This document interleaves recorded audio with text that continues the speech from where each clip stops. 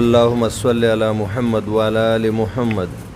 بعدد معلوماتك وبعدد ما تحب وترضى.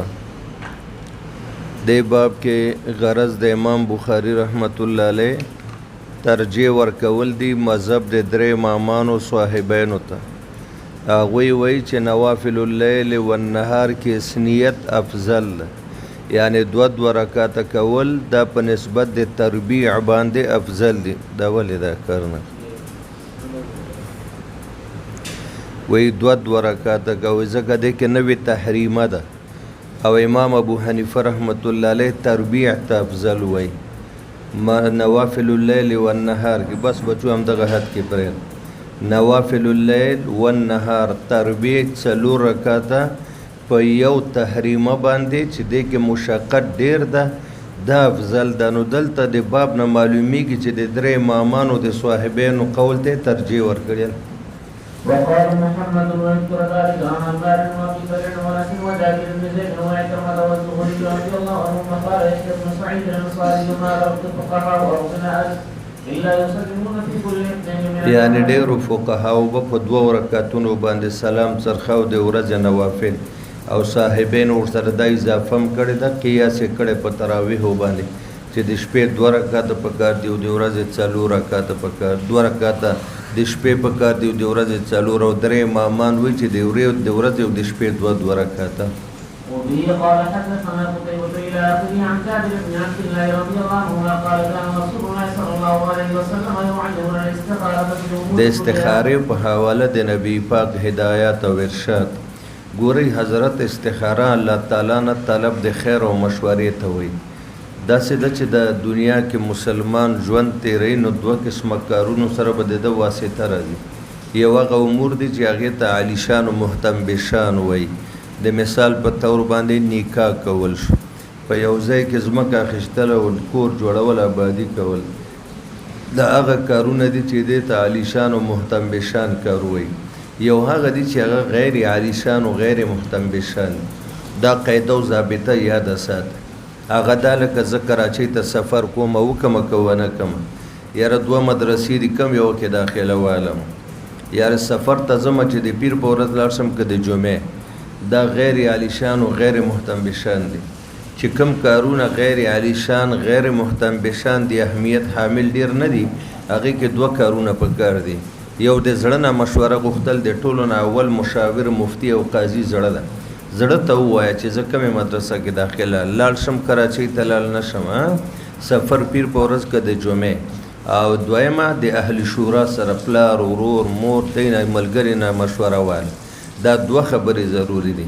او چې کوم کارونه عالیشان دي محتم بشان او د اهمیت حامل دي هغې کې 3 خبرې ضروری دي. یو د زړه نه رایه غوښتل دي، دویم د اهل شورا نه رایه غوښتل دي، او دریم الله تعالی نه مشوره غوښتل او استخیر غوښتل دي. هغې ته استخاره وایي. نو استخاره طلب الخیر من الله. بس ښه خبره خو دا ده چې سړی ماخوستن وده کېږي ټولو معمولاتو نه بعد نوې کپړې واچوي، که نوې نه وي پاکې کپړې واچوي، غسل وکړي، که غسل نه وي صحیح طریقې سره اودس وکړي، یو 2 رکعاته لمونځ وکړي، او د لمانځه نه پس اول رکعت کې سورة الانشراح، دویم کې عادیات ووایي، او لمانځه نه پس مخ په قبله باندې په مصلا ناست دقه دعا وواړي. نو چې کوم ځای کې ستا یو حاجت ده او امر ده او کار ده، نو په کوم ځای کې به د هغې استحضار کې په ذهن کې اللهم ان کان هذا الامر، خدای دغه کار چې پلان کې سړی لور سره نکاح ده که زما دپاره پکې د دین دنیا خیري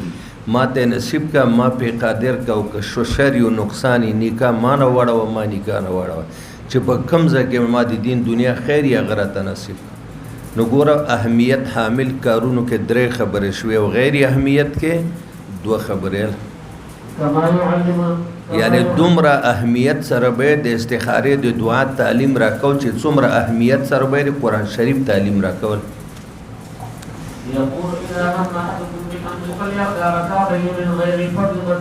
یعنی نفل به 2 رکعاته وکړل. ګوره معنا خو ټولو ته یاده ده د خیر. خدای تا نه خیر غواړم په سبب د علم ستا، ځکه زما په خیر باندې ستا علم ده که نه، او تا نه زه طلب د قدرت غواړم په سبب د دې چې ته قادر مطلق وایې. فإنك تقدر ولا أقدر وتعلم ولا أعلم وأنت علام الغيوب. یعنی عواقبونه ته خبر زنیم خبره. اللهم إن كنت تعلم أن هذا الأمر ان كنت د شک معنا به بیا نه کوو انه كنت ان به مخفف من المثقل شان دا تا ته پته ده که چې دا کار زما لپاره خیر په دین کې و معاش او په اعتبار د آخرت سره واقبت امر په اعتبار د انجام سره په دنیا کې او قال عاجل امري واجل عاجل نه په دنیا وخت کدی کار کې زما د دنیا خیر و اجل د آخرت فقدر دا ما ته نصیب کا ويسره لي وما ته اسانه ثم بارك لي في بیا ما ته بده کې خیر او برکت واچو و انه كنت تعلم او بشک ته خبره کدا کار کې زما شری په دینی لحاظ او په اخروی لحاظ باندې واقعبت امر او د انجام په حواله یا د دنیا او د آخرت په حواله فصرف عني دا کار زمانه واړه وصرف نه ان زما توجه بل طرف ته واړه وقدر لي الخير نصیب کما ته خیر حیث کانه چې په کم ځای کې وي ثم رزویني به او بیا پاغه خیر باندې ما راضي او خوشاله کا ويسمى حاجته په دغه ځای کې اللهم ان کان هذا الامر په دغه ځای کې په خپل دماغو کې تصور کې د خپل حاجت مستحضر کی حاجت کاغه نکاح د کور جوړول دي قبل الله. وفيه قال حدثنا المكي الى اخره عن عمرو بن سليم الزرقي وسمع ابا قتاده بن ربيعي الانصاري قال قال النبي صلى الله عليه وسلم اذا دخل احدكم المسجد فلا يجلس حتى يصلي ركعتين. دا تحیت المسجد چې اوقات مکروه نه ټایم وی کول مستحب دي او کنوي سبحان الله والحمد لله ولا اله الا الله والله اکبر دادی وی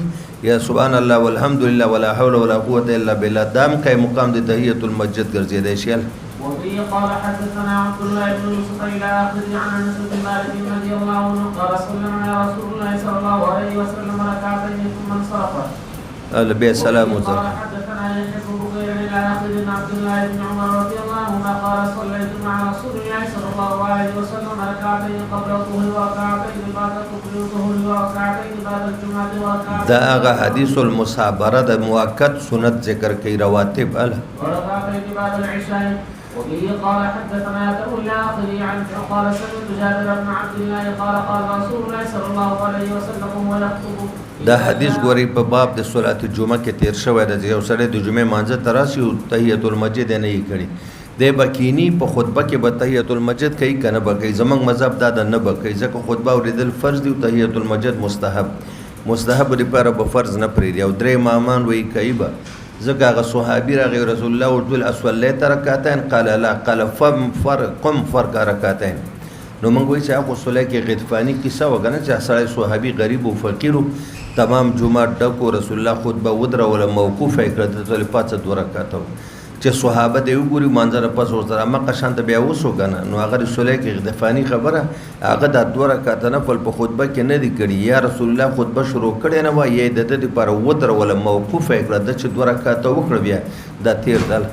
اذا جاء احدكم الامام يخطب وقد خرج فليصلي ركعتين. وبه قال حدثنا ابو نعيم الى اخره قال سمعت مجاهدا يقول ابن عمر في منزله فقيل له هذا رسول الله صلى الله عليه وسلم قد دخل الكعبه قال فاقبلت فاجد رسول الله صلى الله عليه وسلم قد خرج دا څلورم ځل د چې دا روایت راځي مخکې تیر د شاو فقلت يا بلال وصلى رسول الله صلى الله عليه وسلم في الكعبه قال نعم قلت فاين قال بين هاتين الاسطوانتين داستنې ګوره دوستنې یو خواته وی وی بلې خواته و درې شاته وی په دغه ځای کې 2 رکعات وکړه. ثم خرج رسول ركعتين في وجه الكعبه وقال ابو هريره وصلى النبي صلى الله عليه وسلم بركعتي الضحى وقال عتبان وی ماته حکم کړی چې څاخ کې 2 رکعات کو شات بریویتونه متعارض راځي حضور 2 څاخ مونږ کړه یو کې براشي نه دا کړي بلکې وی کړي د معنا په طریقه د دوام استمرار نه دا کړي چې وی نه دا کړي په طریقه د استمرار شوی وی کله دا کړه کله نه کله ولی حضور کې به یو نفلی عمل باندې استمرار کوو نو خطر دی او چې وحی راشي او فرش او که یو صحابي په یو عمل باندې استمرار کوي نو خطر دی فرضیت شته وی ماته ویل څاخ کې 2 رکعات کول. وقال عتبان بن مالك غدا عليه النبي صلى الله عليه وسلم وابو بكر وعمر بعد ما امتد النهار د رسول الله تویل چې صاحب زما عذوري موکله خپل راشي منځ ته نشه متله نو زمون کور ته تشریف راوړی دا شپږم ځل د روایت راځي. وسبقنا وراءه فركع ركعتين د څاخ په ټیم کې 2 رکعات نفل مونږ ته راکړل په جمع باندې. باب الحديث بعد ركعتي الفجر. دا ته دا وایي غرض او مقصد امام بخاري دا چې سنت او فرض منځ کې خبرې جایز دي خو خبرې دینی خبرې جایز دي د ضرورت خبرې جایز دي د دنیا او بلا ضرورت خبرې د فرض او د سنت منځ کې نه دي پکار ځکه سنت مکملات او توابع د فرایض دي نو په دې منځ کې به بے ضرورت د دنیا خبرې نه کوي. وبه قال حدثنا علي بن عبد الله العاقل بن عائشة رضي الله عنها أن النبي صلى الله عليه وسلم كان يصلي عليه فإن كنت مستيقظا حدثني وإلا يبقى وای کزه به وي خو ما سره به خبرې کولې فإن بعضهم يرويه ركعتي الفجر قال سفيان هو ذاك هم دغه 2 رکعات سنت یادیل. باب تعهد ركعتي الفجر وما سمى تعهد معنا پابندی کول په 2 رکعاتونو د سنت باندې ښه ومن سماها تطوع جمهور ورته سنت و یو بعض علما ورته واجب ویلي او بعض علما ورته مستحب و ته نفل ویلي نو د فرضونه علاوه چې څومره دی هغه ته تطوع ویل کېږي خو بیا په دې کې د جمهور او د بعضو اختلاف په فقهای احناف کې بعض د سبا سنت او واجب وي هغه د دې وجه نه چې رسول الله د دې اهتمام ډېر کړی دی د جمهور مذهب دار چې د سنت دی. وبه قال حدثنا بيان بن عمرو الى اخر عائشه رضي الله عنها قالت لم يكن النبي صلى الله عليه وسلم على شيء من النوافل یعنی په یو نفل باندې سنت باندې دومره اهتمام او پابندی نبی پاک نه د کړی تعهد پابندی ته منه لپابندی د نبی پاک نه په 2 رکعاتو سنت د سبا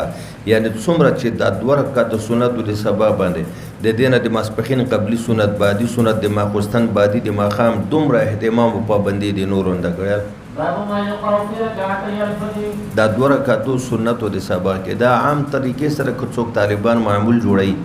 د سحر 2 رکعات سنت اول کې قل یا ایها الکافرون دویم کې سورۃ اخلاص قل هو الله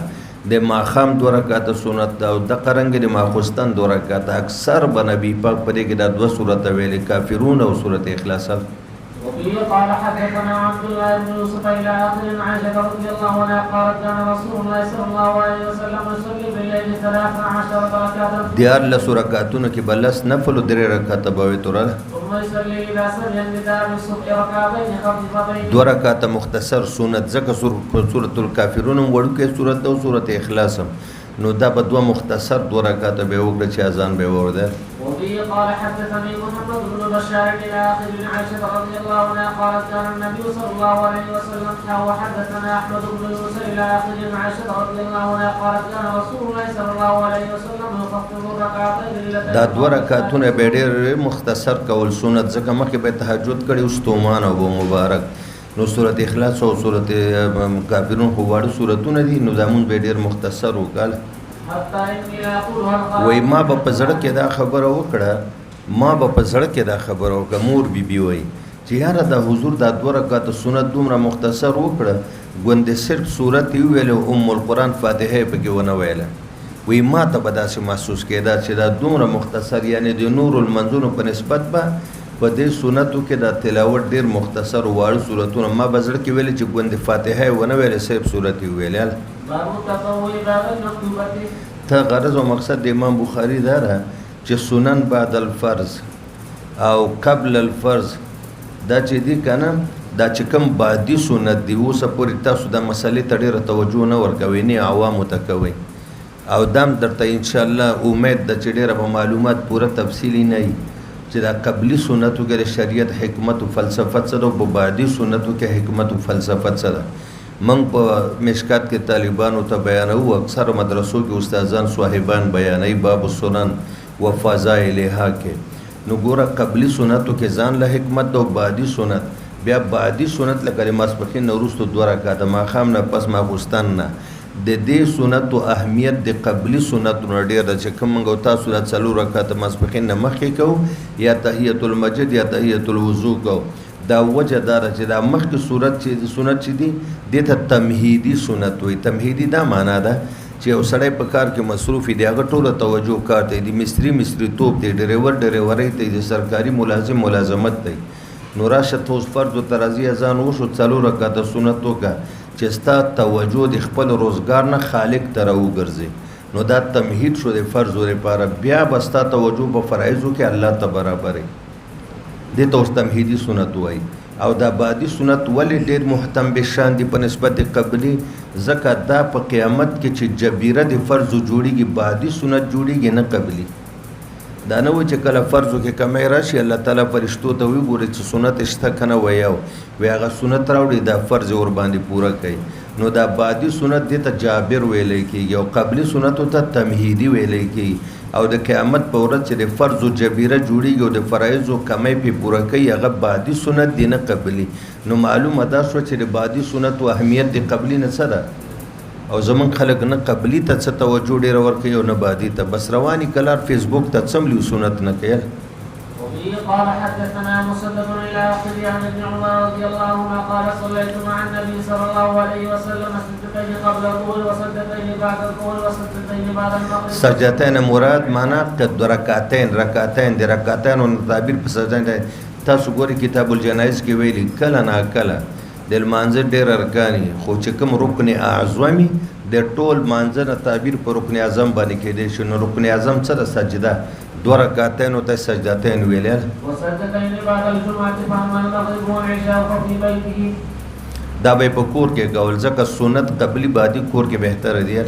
وحدثتني اختي حفصه ان النبي صلى الله عليه وسلم كان يصلي ركعتين خفيفتين بعد ما يدعو. چې سبا صادق براوخته 2 رکعات مختصر سنت به وکړ. وكان ساعه لا يدخل عن النبي صلى الله عليه وسلم. اوس به ما په دې باندې ان سه پويږي د دې څه مطلب دا وکانت ساعه لا ادخل على النبي.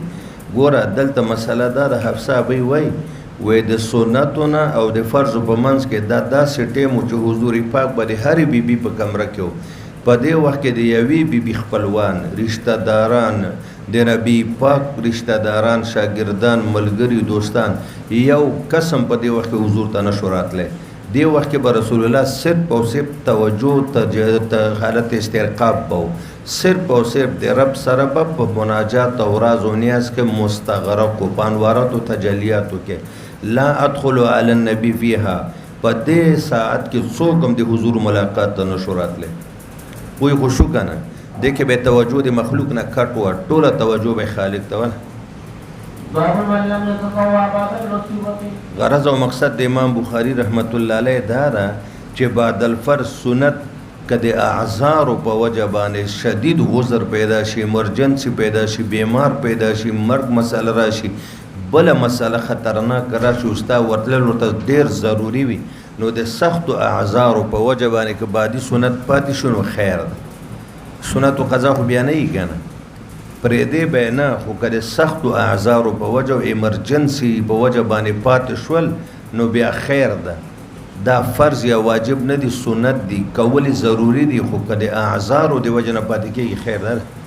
وفيه قال حدثنا علي بن عبد الله العاقلي عن عمرو قال سمعت ابا الشعثاء جابر قال سمعت ابن عباس قال صليت مع رسول الله صلى الله عليه وسلم 8 جميعا و7 جميعا قلت يا ابا الشعثاء. اوس بده باندې خو پوښ وکنه جی 8 جماعت ته په یو ځای ورسره وکړه و مې په یو ځای ورسره وکړه ابو شعثاء ا دې معنا دا چې دا جمع بین صلاتین سورتان و جمع بین صلاتین یعنی د ماسپخین څلور رکعات او د مازیګر څلور رکعات د ماسپخین په اخیری وخت او د مازیګر په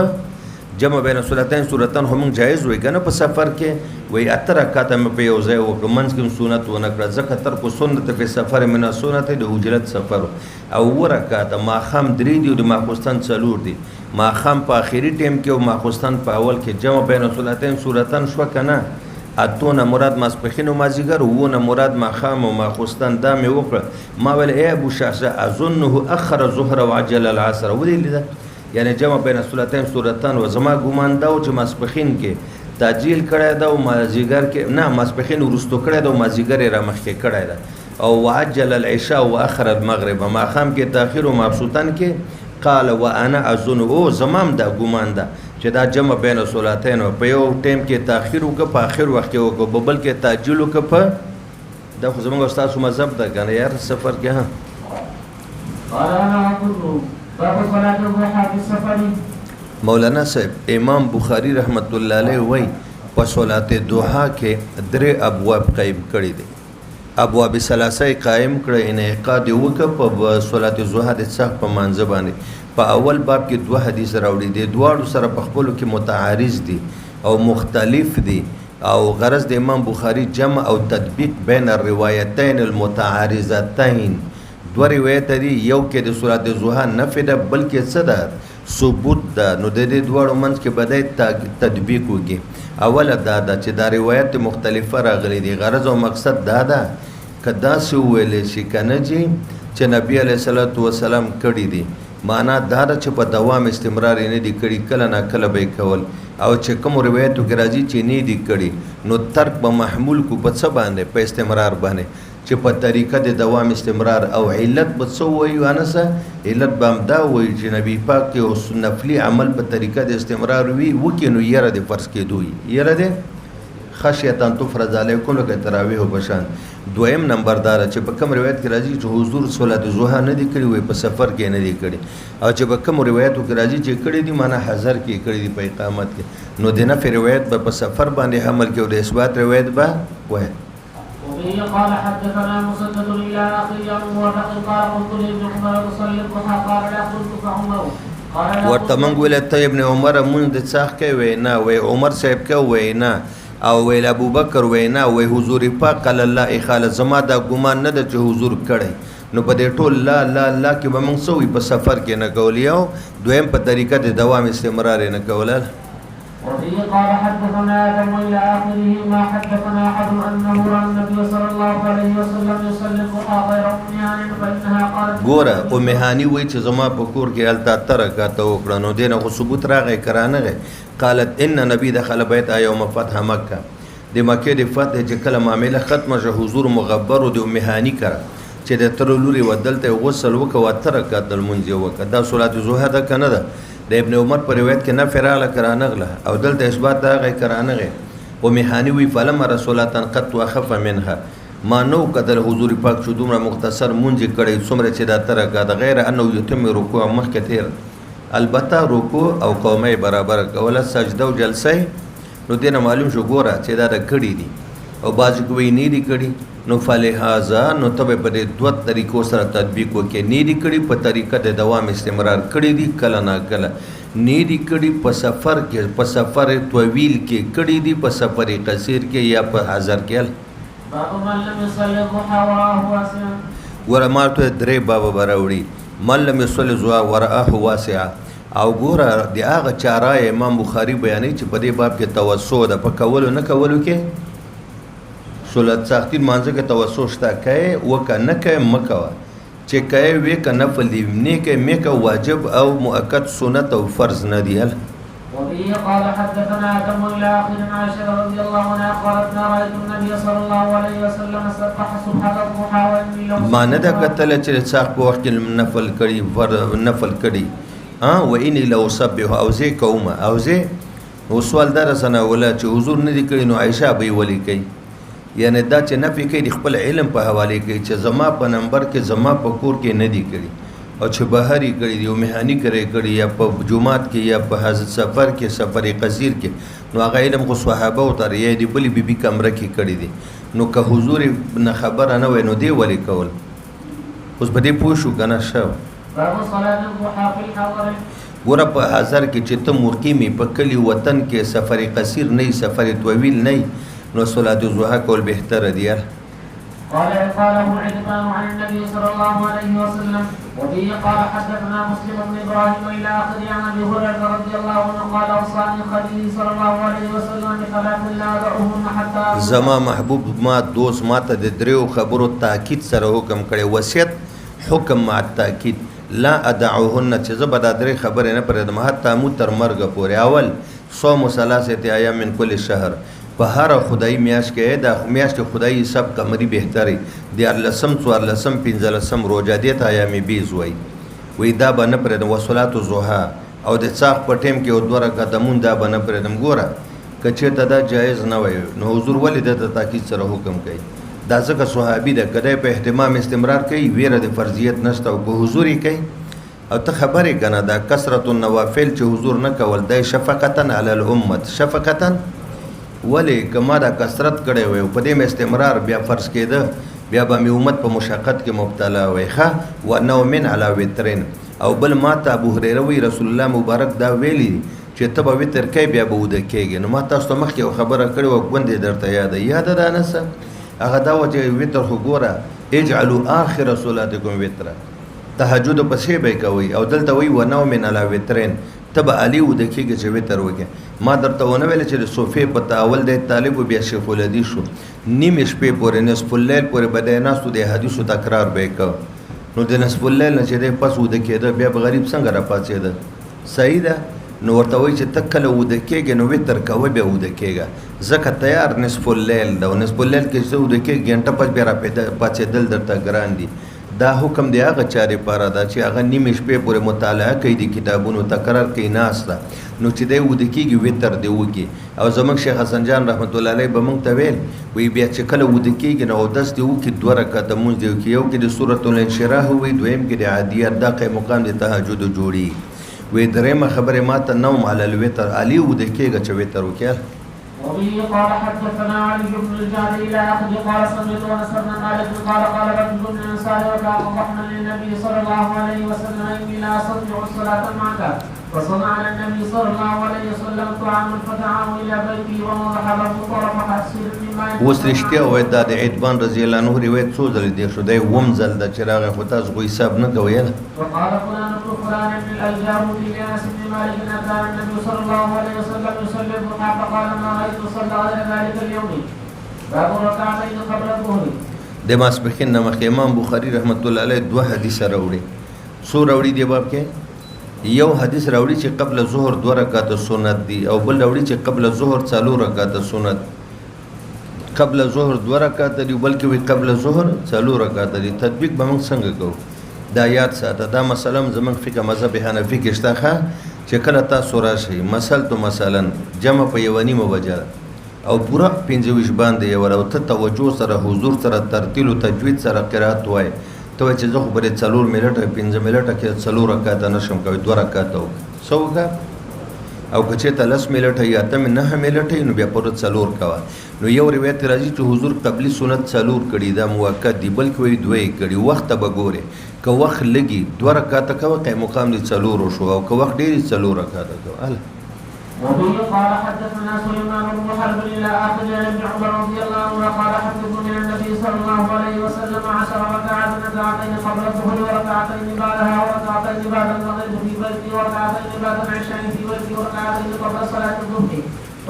وسوګر د ابن عمر پر روایت کې سره غل حدیث د موقت سنت الاسرا د کې قبل ظهر 2 ویلې دي او د ام حبیبی روایت د حدیث المصاربه 12 مرصابره 12 رکعات 12 بده چې قبل ظهر 4 دي نو بیا 12 راځي 4 قبل ظهر 2 بار شپږ 2 بعد المغرب اته 2 بعد العشاء لس او 2 قبل صلاه الفجر دا 12. دلته ابن عمر قبلی 2 ویل نو ما درته کې وخت لګي 2 کوي وخت ډیری ضروره. وبه قال حدثتني حفصه انه كان اذا نزل المؤذن وطلع فليصلى ركعتين. الا شاف وبه قال حدثنا مسدد الى اخر عن علي عن عائشه رضي الله عنها ان النبي صلى الله عليه وسلم كان لا يتوضا 4 قبل الظهر. دلته دی وکړه چې 4 رکعات قبل ظهر نه پرې خودل نو ګوره 4 شو چې ورمه موسعون بیا به پوره 4 ورکعتين قبل الغداة باب الصلاه قبل المغرب. مقصد د امام بخاری دا چې قبل المغرب رکعتين مستحب دي. مولانا صاحب د یو خبره ته خیال سات کله چې د ماښام اذان وشي دا بعض خلکو عدد ټول ولاړي مقتدیان هم ولاړي امام هم ولاړي. اول زموږ د امام صاحب ته اوس نشته باروت د خدای قدرت د یو سلسله ما پوي چې الکه کله د اذان کېږي زه خو جمع تم ډېر نشم وته خو چې کله به وتم ودرېږم چې ته ولاړې مقتدیان دې ولاړي هلته اذان یې هلته خبرې شروع دي منع ده ګورې شرعا. د اهل حدیث څه کوي هغه وایي چې یو سړی ولاړي او هسې خبرې کوي نو دې نه د اخره چې 2 رکعات نفل وکړي دا 2 رکعات نفل قبل صلات المغرب خو زما اوستا په مذهب کې نه سنت دي نه مستحب دي بلکې موږ ورته مکروه وایي ځکه دې سره تاخیر په صلات مغرب کې راځي او تاخیر په صلات مغرب کې مکروه ده او سبب د مکروه نو فلهذا دا 2 رکعات چې کوو نو چې مونږ پکې مکروه ده نو ودرېدل او خبرې کول مکروه دي. نو که نفل کې خو فبها اهل حدیث وایي کنه کې نو کې نه ځای په ځای ودرېږم بس یو 2 منټه کې نه بیا را پاتې محراب ته مخکې چې څنګه چې الله اکبر لا اله الا الله اول ته امام ولاړ الله اکبر الله اکبر الله اکبر وې دم علی الفور معمولی غونډه وقفه سات نفل نه کوي کینې ودرېږئ مه ودرېدل منع دي د دې وجه نه یا به کینې یا به اصحاب ظواهر وایي زموږ مذهب هم دا ده چې ودرېږه مه خو نفل مه کوه اذکار وکړه منټ یو نیم دوه پورې هغې نه پس ولې بین کل اذانین چې معمولي غونې فصل راشي وبه قال حدثنا ابو معمر العاقل قال حدثني عبد الله المدني عن النبي صلى الله عليه وسلم قال صلوا قبل صلاه المغرب قال في الثالث لمن شاء كراهيه ګوره دریم ځل باندې وی لمن شاء کله چا خوښي ودیږي ولې کراهیت یتخذ الناس سنتا رسول الله ذکر لمن شاء ویلې لاجل الکراهیت لوجد خفغان او دی ویرنا چې خلق دې ته موقت سنت ونه وي خلق ورته څه ونه وي ولې لمن شاء موقت سنتو کې لمن شاء شته التبوي سولو شاء به پکې نه راوړي او چې د لمن شاء راغی دې لپاره راغی چې خلق سنت موقته نو دا ګوره مستحب دي اصحاب ظواهر حنابلة شوافی کوي منګ نه کو منګ ورته مستحب نه وایو شاته او دا بل وته ګوره وبه قال حدثنا عبد الله بن يزيد الى اخره قال سمعت مرثد بن عبد الله بن اليزني قال اتيت عقبة بن عامر الجهني فقلت على عمة بن ابي تميم يركع ركعتين قبل صلاة المغرب فقال عقبة انا كنا نفعله على عهد رسول الله صلى الله عليه وسلم قلت فما يمنعك الان قال وای ما ورته ویل عقبه ته چې تاسو د حضور زمانه کې قبل المغرب 2 رکعات کول نو څه ولې نه کوي وای ما ته څو ویل فما يمنعك الان قال شغل اوس مونږ ډیر مشغول ډیر مصروف زه سناولت تانه تاسو کوم خو په نه جواب راک یو عمل چې سنت ستا په صحابي څه خیال ده چې هغه پریدي د شغل دی وجنه او شغل هم د دنیا شغل زه خو والله که په یو لاو کو حصو کې یو حصم د حضور په وړو صحابه هم دا ګومان وکمه چې سنت د مصروفیت دی وجنه پری خو معلومه ده چې سنت نه وکنه که سنت وې د شغل او د مصروفیت دی وجنه بدوینه پاتې شوی نه وې اوس ځکه نه کو چې مشغول یو اول کې ځکه کېدل حناف وې چې وخت لا د صلات مغرب پورا چاته پته نه لګیدا نو ویل چې پرې د ماخام صحیح داخل شي چې کله خلک په اوقات باندې پوه شول نو بیا خو ته پته ل جبريل د ماخام مون په دواړو ورځو کې په یو ټایم کې ور کړي او حدیث د مصطفی را ترغه به زما امت روغ چې 2 کارونه کوي ماخام کې تعجیل پښمنی کې تاخير الله باب صلاه النوافل جماعه مولانا صاحب غرض او مقصد د امام بخاری رحمت الله علیه دا چې نوافل په جماعت باندې جایز دي خو شرط دا بدون التداعي بدون اعلان بنکه اذان بنکه خلکو ته بداوت نه ورکه چې راشي خلک نفل په جمع باندې کو که اتفاقا څملګری راجم شي یا په یو کور کې ته میلمه یو کور ولا درته درخواست کی چې پیر صاحب تاسو نن حاضر راغلی تاسو اکثر عالم بالا کې او نن په ټیم باندې راغلی زما د کور کې 2 رکعات نفل وکړه موږ به تاسو ودرو بیا به تبرکان د کور جمعات نو بالکل شاوخوا گاونډیانو ته مو وای چې ته دعوت مو ورکوه بدون التداعي نفل په جمع باندې جایز ده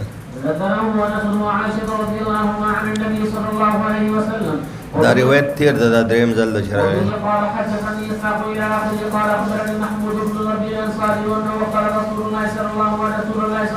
ما ته معلوم دي او دام را ته معلوم دي چې حضور مونږ کړه تشریف راوړ او د کوی نه مونږ ته وبو قوبه او به مبارک څوس کله چې په خله کې وزو سره نيجو ابا کې وبې د خلی مبارک په ما باندې تبرکان واچولل الشاو وفي قال حدثنا فزع محمود انه سمع عتبان بن مالك الانصاري وقال لمن شهد بدرا مع رسول الله صلى الله عليه وسلم ګوره کوم ځای چې امام بخاری روایت کې بدری راشي دی هغه شان ښکارا کوي وکانه ممن شهد بدرا معمولی سړی نه بدر کې ول دا اتم زل د چې د عتبان رضی الله عنه روایت راغل چې کله باران شي او سیلاب راشي نو زما او د محلي په منځ کې خول د بیا ځنه شو مطلب د سترګو نظر مم ختم دل قبل المسجد جمعه ته بیان شمتل زما د کور او د محلي د جمعه په منځ کې خول ده پدې کې سیلاب راځي ز په سیلاب کې نشم تیرې دی بیا بس قربان کې اورا زمون کور ته تشریف راوړي او 2 رکعات منځو کې هغه بزه د کور جمعات کمل وېدا کار بزو کمل أبو بكر فاشتد بعد ما اشتد النهار فاستأذن رسول الله صلى الله عليه وسلم فأتيت له فلم يجلس حتى قال أين تحب أن أصلي بالبيت؟ ستا څه خوښه ده په کوم ځای کې لمونځ وکړو؟ فأشرت له للمكان الذي أحب أن أصلي فيه فقام رسول الله صلى الله عليه وسلم فكبر وصدقنا ورأوا فصلى ركعتين. ولې که ته 2 رکعته نفل په جمع وکړه که نه خو اعلان وشو چې راشي خلک موږ نفل کول. ثم سلم فسلمنا حين سلم وحبسكم على خزوة او منګ رسول الله وحبسته او ما رسول الله بعد صلات ایثار چې قربان تاسو ایثار شي علی خزیره منګ ورته سوپ جوړ کړو سوپ په کور کې دعوت منګ له قربان تاسو د پاره منګ له سوپ تیار کړی ایثار شي. اهل دار څه معنا د کلی خلک خبر شو د کلو خلکو واوریدل چې حضور عتبان کرا راغلی ده. دومره ډیر خلک راغله چې نور په کور کې نه ځای ده. فقال رجل من ما فعل مالک دا مالک ابن دخشان ولین راغلی دا نږدې ګاونډیو نو یو پکې څه وایي مذالک منافق قربان ځکه هغه اوس منافق شوی ده علیه بالله یحب الله ورسوله دی هغه الله او رسول سره مینه نشته ټوله محلي ولا راغلو دی رانغه. فقال رسول الله لا تقل ذاك مورته منافق وای الا ترى تنغوري قال لا اله الا الله د زړه نه اله الا ولا يبتغي بذلك وجه الله یعنی د مخلص صحابي ده د زړه د بیخ نه کلمه د توحید ویل. فقال الله ورسوله علم اما نحن فوالله لا نرى وده ولا حديثه الا الى المنافقين. دا کوم سړي چې ته منافق ویل وی قربان کلمه خو ټیک ده خو نن سبا چې مونږ ګورو ناس ته ولاړو محبت منافقینو سره ده. قال رسول الله صلى الله عليه وسلم فإن الله قد حرم على النار من قال لا إله إلا الله يبتغي بذلك وجهه. مړ دی مخلص صحابي ده لا اله ویلو منافقین هو ان المنافقین فی الدرک الاسفل او مخلص صحابي به جنت ته ځي. قال محمود بن ربيع فحدثتها قوما فيهم ابو ايوب الانصاري وصاحب رسول الله صلى الله عليه وسلم في غزوته التي توفي فيها. یعنی ما د حضرت عتبان دا ټول روایت یا صحابي ته وای چې هغه رسول الله سره په غزواتو کې ول او په فتح د قسطنطینیه کې د یزید ابن معاویه د طرف کمانډر ول. قال والله ما اظن رسول الله صلى الله عليه وسلم قال ما كنت قط فكبر ذلك علي فجعلت لله علي ان سلمني حتى اقفل من غزوتي. وی اگر ټول چې مړه دا خبره به رسول الله مبارک نه کړي وې زړه خپه شوم ما ویل کزه د قسطنطنیه د غزانه په خیر روغ لاړم نو زه به زم د دې تپوس به د عتبان بن مالک نه کوم چې دا خبره هم داسې ده کنه دا ابو ایوب خو دې نه انکار وکړ کدی ژوندی و نو زه به د خپل قوم قبیلې په جومات کې د دنه تپوس د دې حدیث کومل.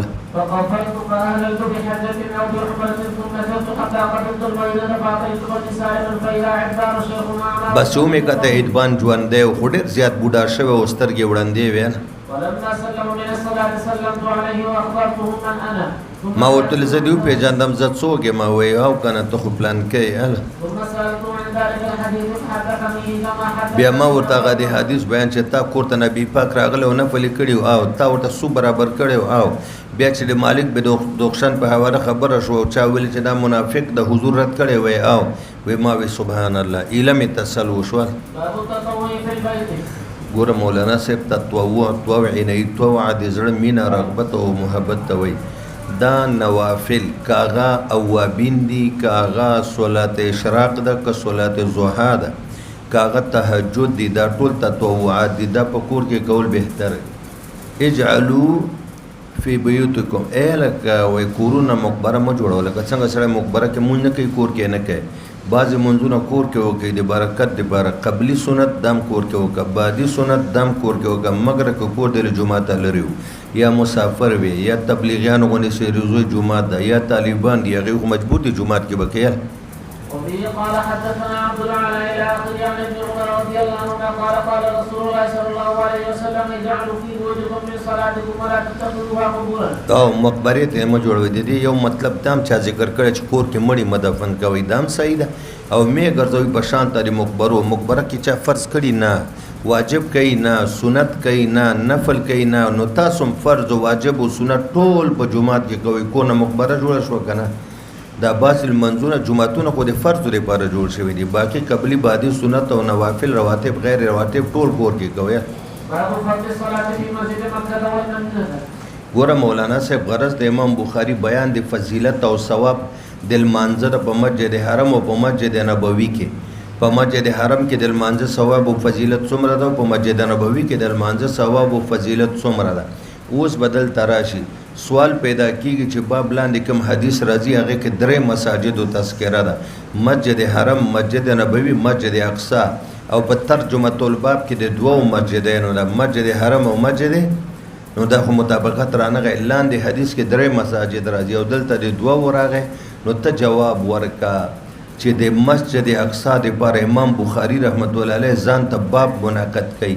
په دې خبره باندې پوه شوې. دویم جواب دار چې مسجد نبوي او مسجد حرم د دې په خپل کې مناسبت د سره او مناسبت څنګه ده احسان الله صاحب؟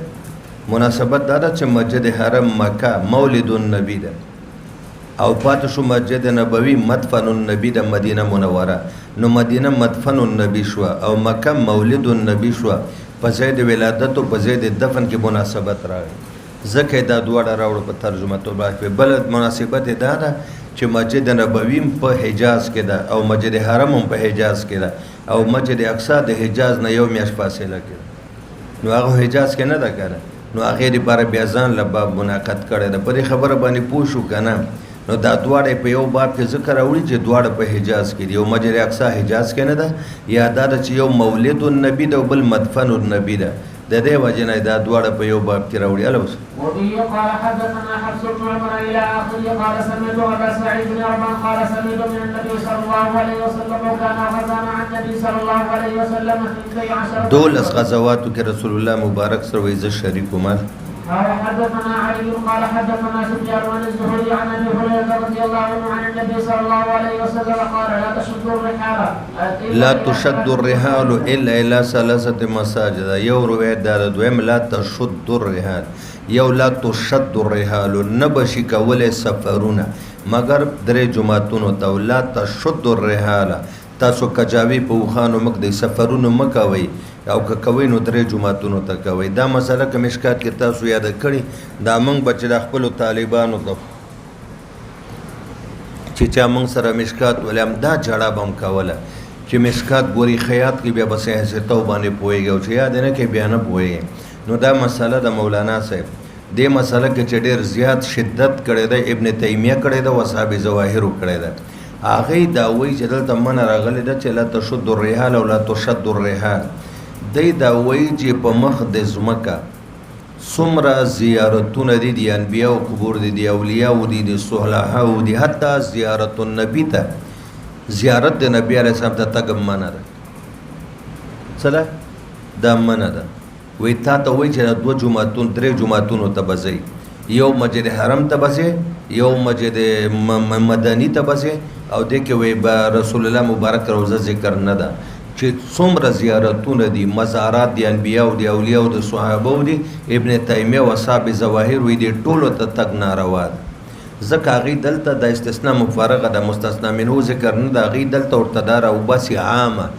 لا تشد الرحال الى موضع من المواضع الا الى ثلاثه مواضع.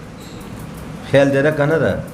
یو ځای ته له ځایونو نه، نو یو ځای ته زیارتونه د انبیاو پکې راغله که نه، زیارتونه مزارات د صحابو پکې راغله که نه، د تابعینو د ائمو د صالحینو پکې راغله که نه. یو ځای ته له ځایونو نه هغوی دا مستثمینو عام راوویست. نو چې عام راوباسې تمامو مزارات ول انبیاو ته په شمول د مزار د نبی علیه السلام تګ منع ده. اصحاب ظواهر و ابن تیمیه په مذهب باندې او بعضو دفاع کړې ده، لیکن حتی په خپله زمانه کې علماو پې باندې بیا سخته فتوا کړې د کفر فتوې به جاري کولې چې خلک به د نبي پاک د مزار نه منې کول. وایي دې ته تګ منع ده. به صرف جومات ته به ځې، اوس هم اصحاب ظواهر چې لاړ شي بس مسجد نبوي کې مونځ کوي، نور نه دلته ځان ورښکاره کوي او نه هغه ریاض الجنت ته او نه هغه اکثر جنت البقیع او ته هم ځان نه د دې د دې باب کې نهایت شدت کړی ده. په مخ د ځمکه د 1,40,000 کموبېش انبیاو په مزاراتو کې چې د چا مزارات معلوم دي یو تم تک جایز نه وي، د صحابه او د اولیاء یو تم، او باقي درې امامان څه وایي او جمهور صحابه، تابعین، تبع تابعین، فقها، تصوف والا، اصحاب شریعت والا، اصحاب طریقت والا وایي چې مستثنا منه خاص راوباسه. دلته وګوره مستثنا له جنس مستثنا منه نه کا. لا تشد الرحال الى مسجد من المساجد الا الى 3 مساجد. ګوره دلته څه ده مستثنا منهم جماعتونه دي که نه دي، خو مستثنا مو ته جماعت راوباسه که نه. سفر یې نشي کولی او سفر یې مه کوئ په مخ د ځمکه. یو جماعت ته له جماعتونو نه په نیت د ثواب باندې اضعافا مضاعفه الا الى 3. اوس که یو سړی وي چې ترکي کې یو جومات د 800 کاله پس طیب اردوغان کولاو، نو زو هلته به یو مونځ په 1 لک باندې، دا صحیح ده؟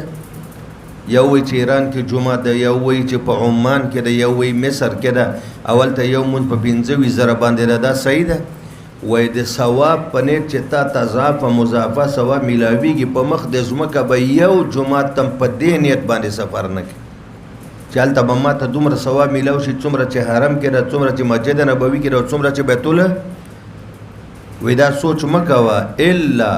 که د ثواب په نیت باندې اضعافا مضاعفه سفر کول غواړي او سفر کېږي، نو باید دا 3 جوماتونو ته وشي چې هغې کې تضاعف یقیني ده. ولی بیت الله کې یو مونځ په 1 لک باندې ده، مسجد نبوي کې 2 قوله دي، یو دا چې یو مونځ په 1000 باندې ده، دویم یو 50,000 باندې ده، او مسجد اقصی کې یو دا چې په 1500 او بل روایت دا چې په 25,000 باندې ده. دلته تضاعف شته که نشته؟ دا تضاعف په 4 ګوټه دنیا کې بل جومات کې شته که خدای وکړه سونې نه هم جوړ شوی، نو سفر یې به نه کېږي یو جومات ته له جوماتونو نه په نیت د تضاعف د ثواب، خو که کېږي نو دې 3 جوماتونو ته به کېږي. او مه کوئ سفر په مخ د ځمکه یو جومات د جوماتونو ته جمهور وایي په نیت د تضاعف د ثواب، الا که سفر کوي د 3 جوماتونو ته، مسجد حرم، مسجد نبوي، مسجد اقصی، چې دې کې تضاعف د ثواب شته. 1,50,000 15,000 1 لک زر 1500. اوس پوه شو په دې جمهور مستثنا څه راوباسي او جو هغه ابن تیمیه و اصحاب زویر عام راوباسي. اله شه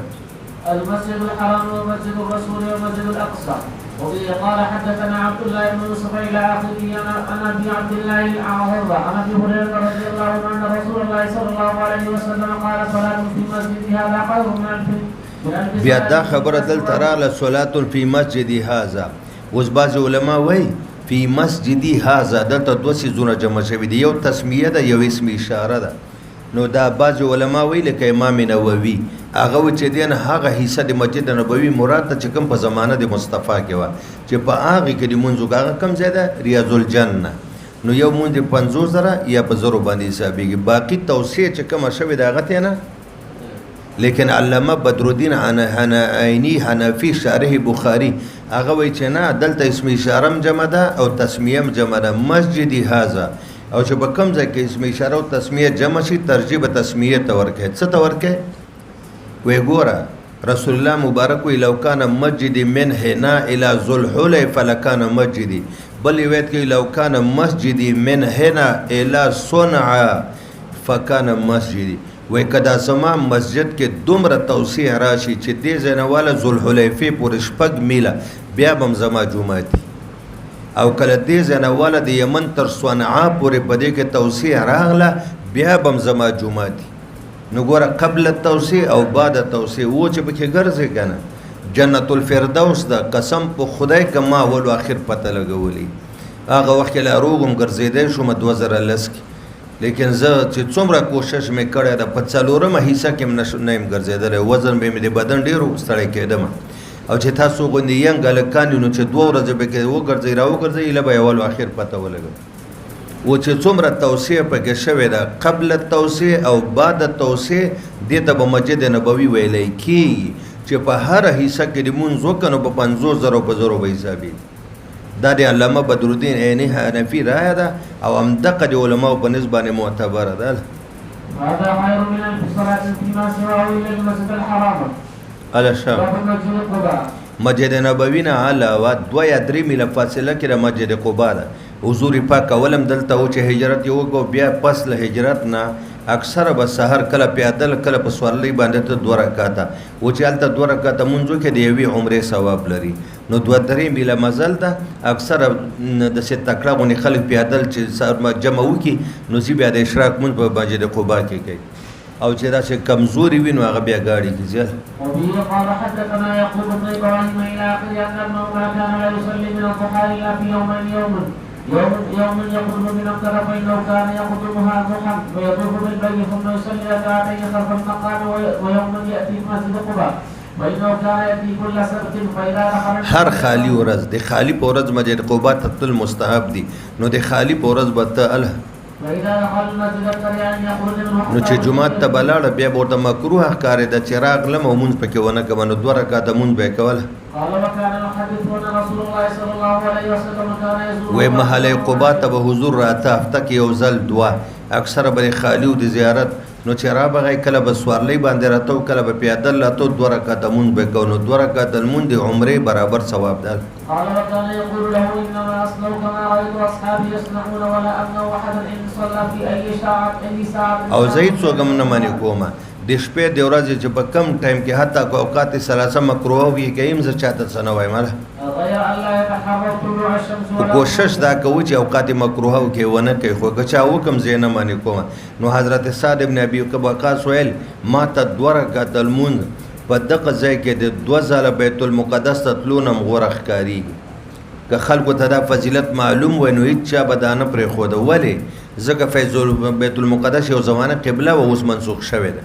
اول ته رسیدل مشکل دی او مسجد قباء ته آسان دی. ګوره غرض د امام بخاری دا چې تعین دی ورځ دام ګوري جایز د بدعت کې نه راځي چې تو وای چې زبر خالی په ورځ باندې زم څخه حضور ته خالی په ورځ تلو یا د جمعې په زمانو دی ورځ لپاره دی یو نیک عمل لپاره دی ورځ تعین د بدعت کې نه راځي. وبه قال حدثنا موسى بن اسماعيل الى اخيه عن ابن عمر رضي الله عنه قال كان النبي صلى الله عليه وسلم ياتي مسجد قباء كل سبت ماشيا وراكبا وكان عبد الله بن عمر يفعله. وسوګره دا چې مسجد قباء ته راځي نو زیات څوک درې مساجدونه علاوه لکه ابن تیمیه او صاحب ظواهر هغه به دې څه جواب کوي چې مسجد قباء ته رسول الله مبارک په خپل باندې راغلی جواب نشته ور سره کنه ښه هغه چې وای چې نور جمعه ته تل من دي نو مسجد قباء ته به تاسو ولې ځئ حالت به دوی راځي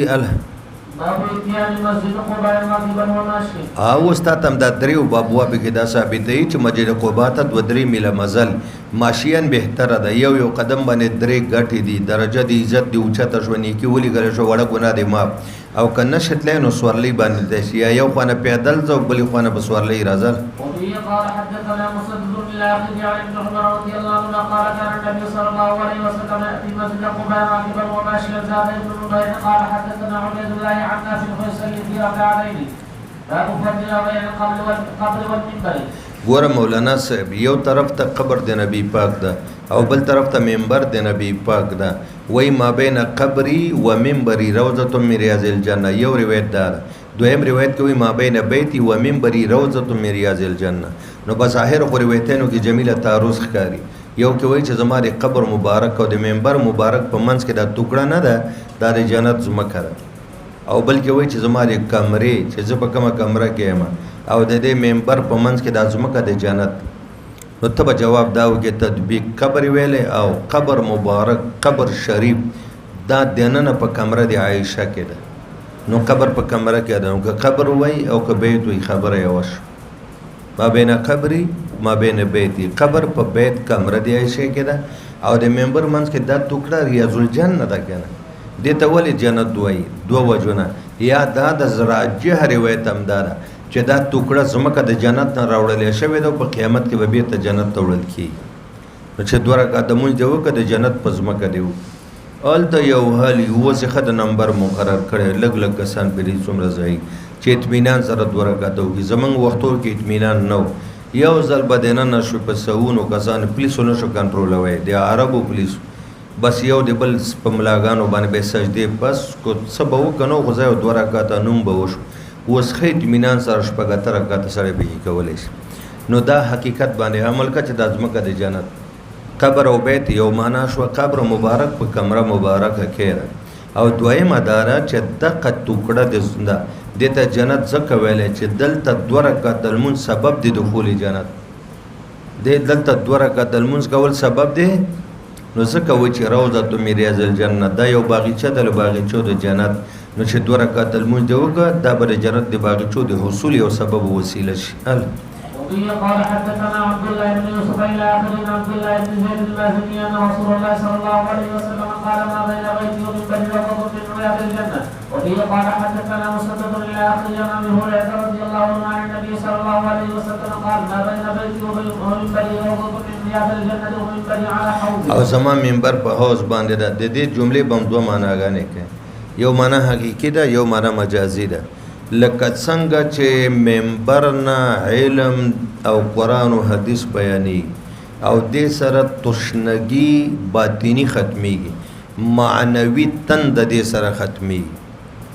نو حوض سره ظاهري او صوري تند ختميږي. بس لکه څنګه سړی تګي حوض سره چې وبوس کې تګه خت څنګه چې سړی به علم ده معنوي تګه د علم ته، نو چې منبر نه څو ووري هغه معنوي تند ختم شي. د معنا مجازي شو او معنا حقيقي دا چې دا کم زبانه منبر ده دا هغه ټوکړه ده چې د قیامت په ورځ په پام د قضا کې حوض کوثر دا ټوکړه د پاسه په حوض کوثر باندې ده. نو دا معنا حقیقت شو. بیا دواړه ترجمه محدثین کوي. ما درته اول کې ونه ویلې چې دلته حدیث کې درې مساجد راځي او ترجمه الباب کې دوه راغلي دي. نو یو جواب مې درته دا کړی و چې د بیت المقدس دپاره به امام بخاري ځان ته باب ږدي، هغه د باب کې خو د مسجد بیت المقدس کې لمونځ کول څومره ثواب لري. وبه قال حدثنا ابو الوليد الى اخيه قال سمعت ابا سعيد الخدري رضي الله عنه يحدث باربع عن النبي صلى الله عليه وسلم فاعجب بزيد په تعجب کې واچول مال ونقلني قال لا تسافر المرأة يومين إلا ومعها زوجها أو ذو محرم ولا سفر. داسې تعجب کې واچولم او زه په دې حدیث اورولو باندې خوشحاله کړم. ویلې ښځه به 2 ورځې سفر نه کوي مګر د خپل خاوند سره او ذو محرم، هغه محرم چې مؤبدي. اوس مولانا صاحب تاسو به دې وخت کې کتلي، تاسو نه هم چا تپوس کړی، موږ نه خو په ټیلیفون باندې وکړي ډېر. بیا اکثر خلک وایي وړه مسله ده چې چا درته ویل وي په دین کې وړه مسله نشته. دا ولیکه او راوړه مدرسې ته استفتاء هر خبره وړه ده. اوس ما د چا ټیلیفون و یو څو ورځې مخکې وایي خینه د خپل اوښې سره په موټر سایکل باندې تللی شي. ما ورته ویلې چې اوښې او خینه دا سره ډېر قریب دی که د انګور او خواښې سره انګور او خسخر سره ډېر قریب. هغه ویلې ما ته پته نشته. ما خو دومره د خدای بیعقل مسلمانان سخر معبد محرم مؤبد ده. سخر سره ابدالابد نکاح د انګور نه کی د پلار غوندې ده. سخر سره منګور ګوري نشي کېناستی په موټر سایکل باندې. دا تاسو ته پته نشته؟ دا تاسو ځان پسې ښځې خدای او رسول خاطر وکړي چې چا واده وکړي چې ښځه به ځان پسې په موټر سایکل نه کېنه. 3 ښځې ما لیدلي چې پرېوتې لوڅې لنډغرې وې، جامې لوپټې نښتې وې، جامې وشلېدې، ګاډي ودرېدل او څادرونه یې پرې واچول. ما دارالعلوم سرحد کې په 1995 کې دا اعلان کړی جلالین چې کم طالب ښځه یا مور خور ځان سره په موټر سایکل کېنول هغه زما شاګرد نه ضیاع کوم. بیا او که چا سره پیسې نه وي راشي، زه د خدای غریب یم، زه پیسې در کوم، قرض نه، لله فلا ټیکسي ونیسه ښځې ته د مور خور ته، خو چې په موټر سایکل یې چېرته که درنه ولوېده نو بیا به وګوره ډېره غټه بېستري کېږي. او هر کال دا وایم چې هغه به زموږ شاګردانو کې نه چې هغه ښځه مور خور ځان پسې په موټر سایکل باندې کېنئ. ښه چې تی کېنئ هغه له شا له طرفه تا باندې اوږه باندې یا لاس دی یا لاس راتاو کې خېټه باندې تا ده ږدي که نه ږدي دا لاس و چې شاته به پرته ده نو د ښځې سینې د سړي په د املا باندې لګي. خو که خاوند دي ښه خبره ده. اوس که سخري ده همدا ناروا ده. خیالات بدلیږي، سوچ بدلیږي، فکر بدلیږي. او که اوخی او د ټولو نه غټ پالي فلام حرامي ده نو له پاسه پیښې نشه د طرفه پرته د سینې ولګوئ او لاس یې راتاو کړی د بجلیګر خبره په خطرناک ځای باندې ایښی ده. دا په کوم کتاب کې روا دي؟ خینه دا د اوښې سره نشي تللی. حرام ده، حرام ده، حرام. حتی سخر محرم مؤبد دم په موټر سایکل انګور ځان سره نشي کېنوی. او پاتې شوه مسله د مور او خور دام ګوري خطرناکه ده. دا کار مه کوئ تاسو، دا ګناه ده. او لیور ورندار حرام ده، حرام ده په حرمت قطعي باندې چې ورندار ځان سره په موټر سایکل باندې کېنئ. د دې ورندار بدن په د لیور لګي که نه به لګي؟ ګرم او یخ تار د بجلی چې سره یو ځای شي کرنټ کوي که نه کوي د دې ورندار به خیالات بدلیږي د دې لیور به خیالات بدلیږي نو تاسو په زنا کې د زړه واقع کړه که نه کړه دا شیان ګورئ منع دي ښه مسافر سفر به نه کوي مګر یا به خاوند یا به محرم داسې محرم چې هغه مؤبدي ولا صوم یومین 2 ورځې روژه به متواتر نه نیسي الفطره 2 ورځې روژه به نه نیسي یو د واړه د اختر د ورځ او یو د غټ اختر الا ولا صلات بعد صلاتین بعد الصبح د سبا د لمانځه نه پس به ګورئ مونځ نه کوي نفل او د مازدیګر د لمانځه نه پس به نفل نه کوي ولا تشد الرحال الا الى 3 مساجد المسجد الحرام والمسجد الاقصى ومسجد او زما جمعه بس